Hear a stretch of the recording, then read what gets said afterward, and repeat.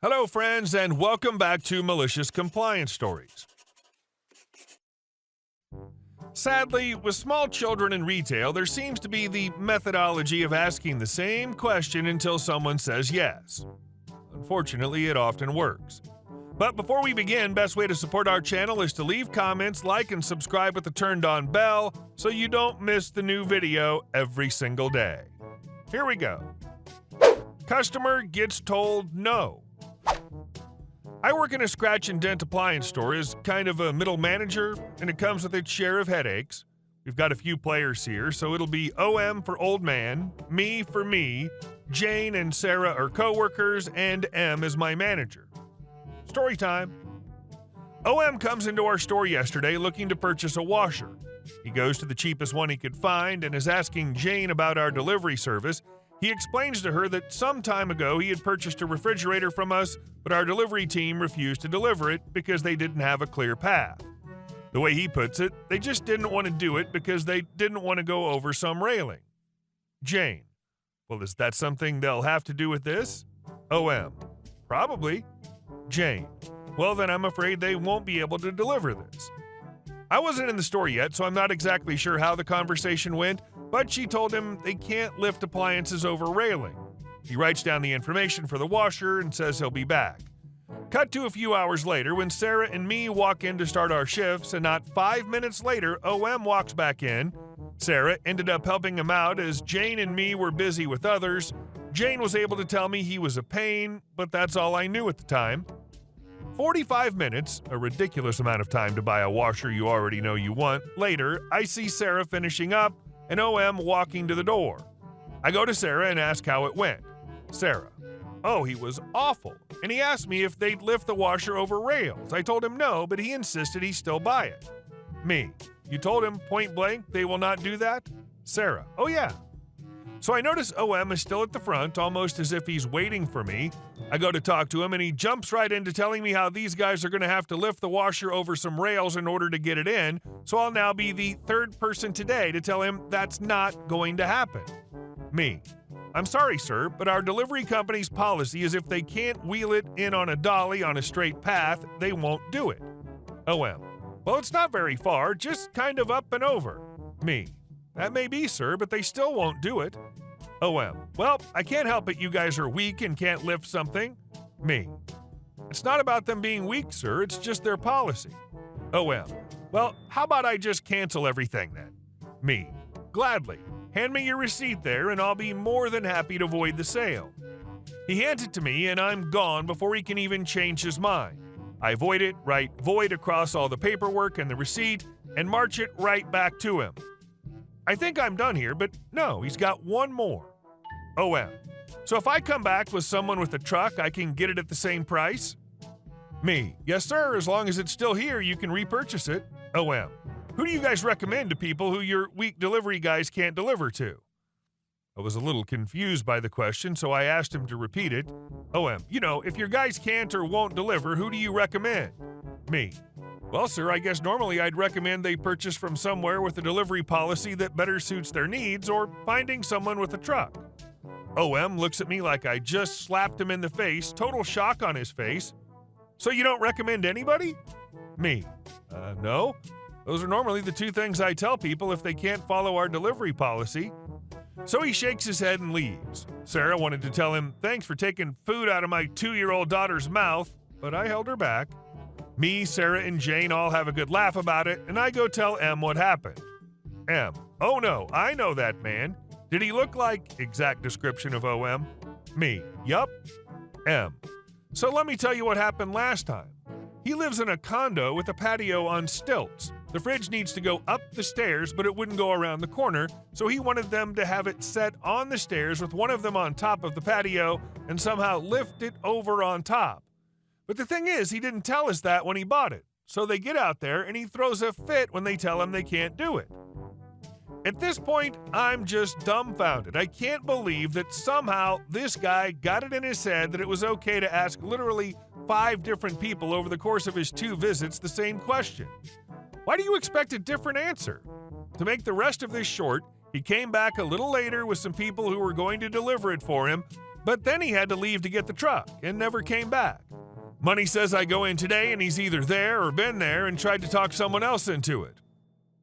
At least everyone told him the same thing. Sounds like he was fishing for that one person in 5 that would tell him yes so he could lean on that one uninformed yes and tell everyone else how stupid/unaccommodating they are. And our second story.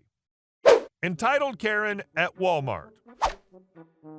So this just happened. I, 38-year-old female, have worked different retail and customer service jobs most of my life, and I've dealt with my share of entitled customers at work.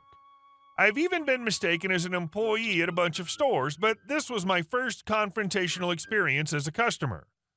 My daughter and I were at Wally World getting dog food and a couple last-minute ingredients for dinner. I'm loading a large bag of dog food while trying to keep a toddler entertained when it happened. An entitled Karen appeared. Obnoxiously pink outfit, fake gaudy jewelry, badly dyed hair, and nails long enough to make a tiger jealous. I didn't even know she was there until I felt a sharp jab in the shoulder with those nails. I turned around to an expression that could curdle milk. I say, yes? Load 4 bags of dog food in my cart, she demanded, pointing at the 40-pound bag I just loaded into my cart. No please, no polite, would, could you, just a terse order like she was talking to someone so beneath her that she couldn't be bothered saying anything else. I wasn't even slightly resembling a worker since I was wearing jeans, sneakers, and a black hoodie from a local haunted house. Not to mention my daughter in the cart next to me. Still, I wasn't in a rush, and my daughter wasn't being fussy. If Karen had asked nicely, I would have gladly helped. I've done that a bunch of times before and have always been glad to help, so long as I got a please and thank you from the person I'm helping. Instead, I just said, I don't work here, I'm shopping. I was hoping that being direct and staying close to my daughter would show that I was busy, but no, her lip curled even harder and sounded insulted when she said, so you're not going to help me? I just said, no, I need to finish my shopping, not wanting to risk getting caught up in one of the many I don't work here lady stories that I read. I grabbed my cart with my daughter and started walking away. I just wanted to get us away from that situation ASAP. That was my mistake.